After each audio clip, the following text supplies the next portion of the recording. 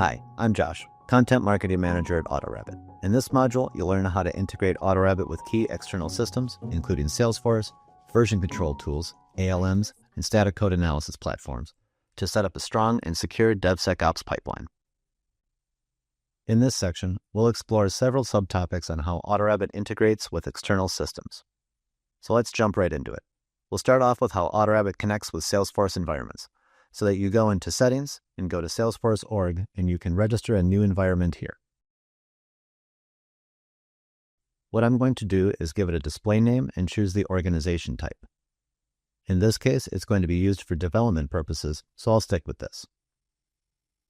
But if you have one that is used for Git, that is testing purposes, or production, you can choose the respective organization type here. Now, as for the environment, this highly depends on how you log into Salesforce or which URL you use to log into Salesforce.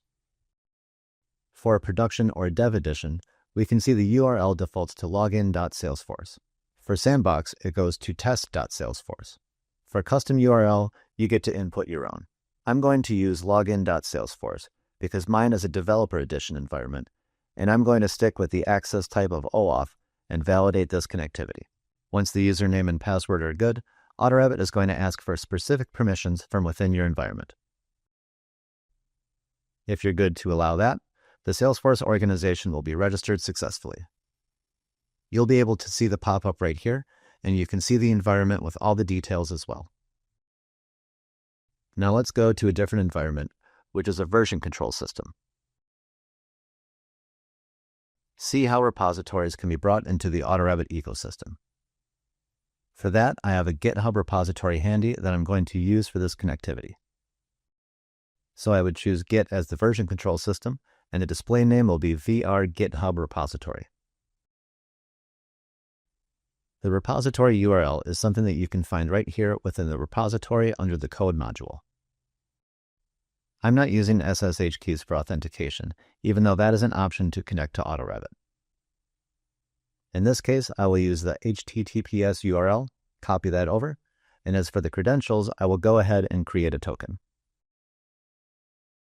Now GitHub has deprecated the use of passwords for authentication with external systems.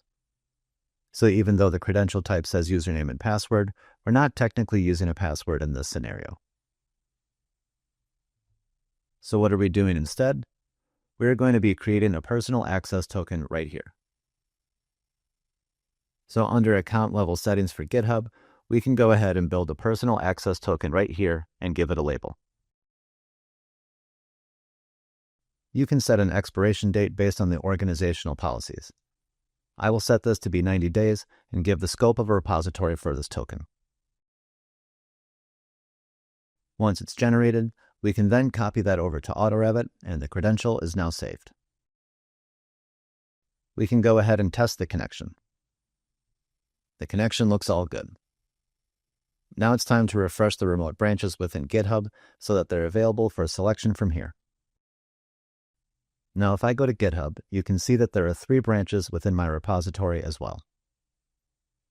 So the same 3 branches are available in here. And me being the default, I use that as my master branch or default branch. I don't have DX enabled in that repository yet. I'm not using a managed package like Encino, so I'm going to go ahead and save this now. Now the repository has been registered successfully. Everything's good. Now moving on to another external system, we'll talk about how AutoRABIT integrates with ALM systems.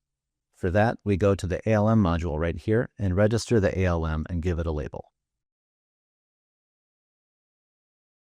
I'm using Jira for my integration, but there are 6 different flavors of ALM that AutoRABIT integrates with. You can see the list right here, in which I'm going to select Jira. And as for the ALM URL, we can get that right from my Jira board here. So copy that over and create credentials very much like Git. So I'll call this PR Jira token. And this will also be a username password. But we are going to be using API tokens for authentication. And I will go ahead and use my username for the API token. You can create one from here, set an expiration date. Let's say I do that 30 days from today. And once the credential is successfully created, Copy that over into ARM, and you're good to go and save this. So once everything's appropriately set up, you can go ahead and test the connection, save the Jira system as well. So we basically see how to connect AutoRABIT to Salesforce environments, version control systems, and ALM systems. Now what we will do is go ahead and see how AutoRABIT can integrate with the likes of SAST or static code analysis solutions. Right now for that, we go to the My Account page, and under Plugins, you can see the various integration options that we have, one of which is static code analysis. So if you are integrating with the likes of Apex PMD, you will have to go ahead and provide a file, which basically is the rule set of Apex PMD that can be used for your scans. This rule set typically contains your rule categories that are going to be utilized for the scanning purposes. Once you input that, we are good to go. We will go ahead and honor that particular file. And likewise, you can go ahead and use checkmarks for SAST if your organization is leveraging that.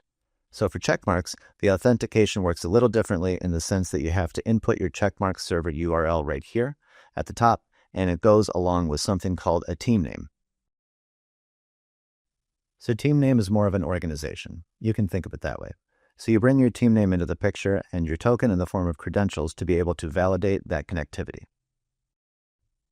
CodeScan is quite similar, but you'll have subtle differences in the way that you connect to CodeScan or SonarQube. So we're going to go ahead and see that in action here. I have a CodeScan environment right here. I'm going to copy the URL over, and my environment is on the cloud, not on premises, so I'll choose the first option. As for the credentials, very similar to what we did on Git or Jira, we're going to create a CodeScan token right here. And we are going to go with the username and password, but give it a token in place of the password. So I'll input my username here. As for the password, we can get that token right from the Security tab. Here I will create a user-specific token that's valid for 90 days. Copy that over into AutoRABIT, save it, and be able to choose that the organization key is available for us directly within the profile view. As you can see, this is the org key, which can be copied over into AutoRABIT as well. Org key is a way for us to identify which organization is used to be able to run scans against. Once everything looks good, test the connection. If you get a successful message, we're good to go. You're good to go ahead and save this as well. Thanks for watching. Now that you've seen how AutoRABIT connects with your ecosystem tools, you're one step closer to building a scalable, secure foundation for Salesforce DevOps. In the upcoming videos, you will see how to deploy securely from code to cloud, how to see deployment history, and how to overview the analytics. To see the whole course and get certified, visit the AutoRABIT Learning Hub. Stay tuned for the next module.